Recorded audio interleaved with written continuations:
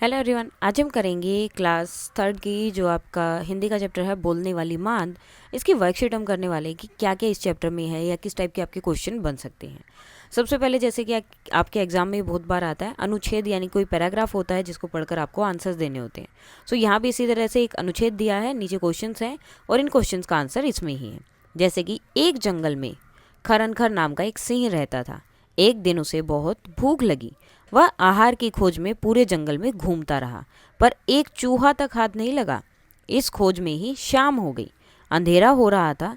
इसी समय उसे एक मांद दिखाई दी। रात काटने के लिए वह उसी में घुस गया। उस मांद में दधीपुछ नाम का एक सियार रहा करता था। उसे मांद के बाहर सिंह के पैरों के चिन्ह दिखाई दिए। ठीक है, यह हो गया आपका पूरा पैराग्राफ। तो इसमें क्या है, सिंह का मतलब होता है शेर, और उसका नाम यहाँ पर दे दिया खरनकर। तो उसे भूख लगी थी, तो उसके आहार का मतलब खाने की खोज में वो पूरे जंगल में पूरा दिन घूमता रहा, लेकिन उसे कुछ नहीं मिला। शाम को जब वो थक गया तो उसे एक गुफा दिखी, ठीक है, जिसको इन्होंने बोला है मांद। मांद का मतलब क्या है, गुफा। गुफा दिखाई दी तो उसे लगा कि अंधेरा हो गया, अभी यहीं आराम कर लेता हूँ, सुबह फिर ढूंढूंगा। और वो किसकी गुफा थी? सियार की गुफा थी, ठीक है, और उसका नाम था दधीपुछ।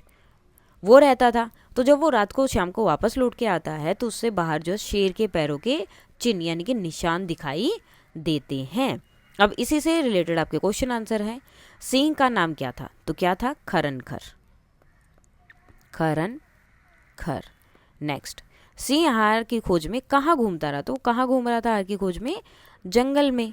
ठीक है, आप पूरे जंगल में भी लिख सकते हो कि पूरे जंगल में ही वो वहां पर घूम रहा था। नेक्स्ट, अंधेरे में सिंह को क्या दिखाई दी? तो शाम के टाइम उसे क्या दिखी थी? मांद दिखाई दी थी। मांद का मतलब क्या है? गुफा। मांद में रह रहे शियार का क्या नाम था? तो क्या नाम था? दधीपुछ। दधीपुछ। नेक्स्ट, शियार ने मांद के बाहर क्या देखे थे? तो क्या देखे थे? सिंह के पैरों के निशान या चिन्ह। के पैरों के चिन्ह उसने जो है वहां पर देखे थे। उसके बाद आते हैं आपके समान अर्थ। अर्थी शब्द। समान अर्थी मतलब जिनका सेम मतलब होता है। जैसे आपका नाम होगा, घर पे कोई और नाम है, स्कूल पे कोई और नाम है, लेकिन नाम तो आपका ही है वो। तो इसी तरह से हिंदी में भी बहुत सारे ऐसे वर्ड्स होते हैं जिनका मतलब सेम होता है, लेकिन उनको अलग अलग नाम से बनाया जाता है। तो उन्हें बोला जाता है समान अर्थी, यानी कि उनका अर्थ समान है लेकिन नाम अलग अलग है। जैसे मांद। मांद भी बोल दिया, दूसरा हम इसको क्या बोल सकते हैं? गुफा। चिन्ह। चिन्ह का दूसरा हम क्या बोल सकते हैं? निशान। चौकना, सॉरी चौकन्ना। चौकन्ना को क्या बोल सकते हैं? सावधान। ठीक है, एकदम से अलर्ट हो जाना, चौकन्ना हो जाना, सावधान हो जाना। ध्वनि। ध्वनि का मतलब आवाज, जब कोई आवाज आती है तो। उसके बाद भीतर। भीतर मतलब अंदर। नेक्स्ट है चंपत। चंपत का मतलब क्या होता है? चंपत का मतलब होता है गायब हो जाना।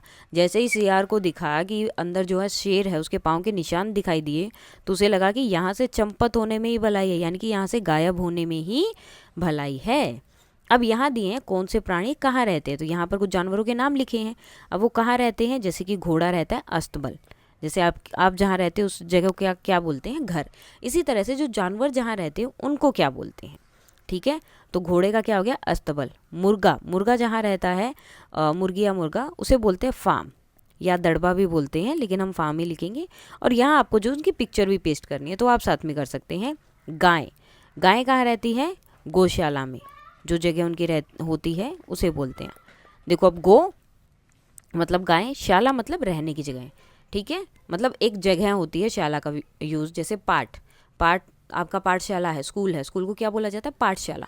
पाठ यानी कि पढ़ना, और शाला मतलब जगह यानी कि पढ़ने की जगह। इसी तरह गौशाला यानी कि जो गायें होती हैं उनके रहने की जगह। चिड़िया। चिड़िया कहाँ रहती है? अपने घोंसले में रहती है, पेड़ पर। घोंसला। ओके। नेक्स्ट, तोता।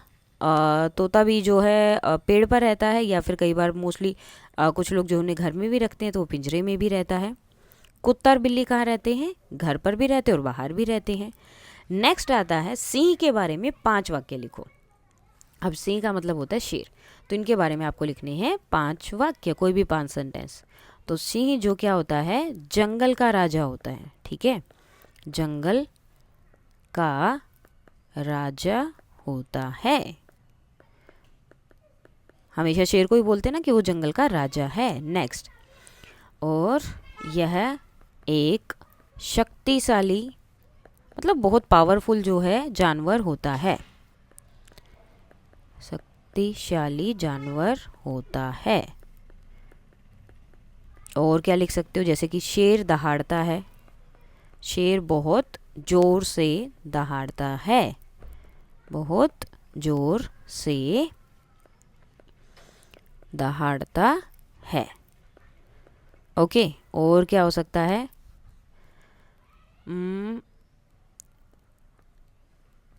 सिंह, ये शेर मैंने इसी के लिए लिखा है, शेर बहुत तेज भागता है, तेज भागता है।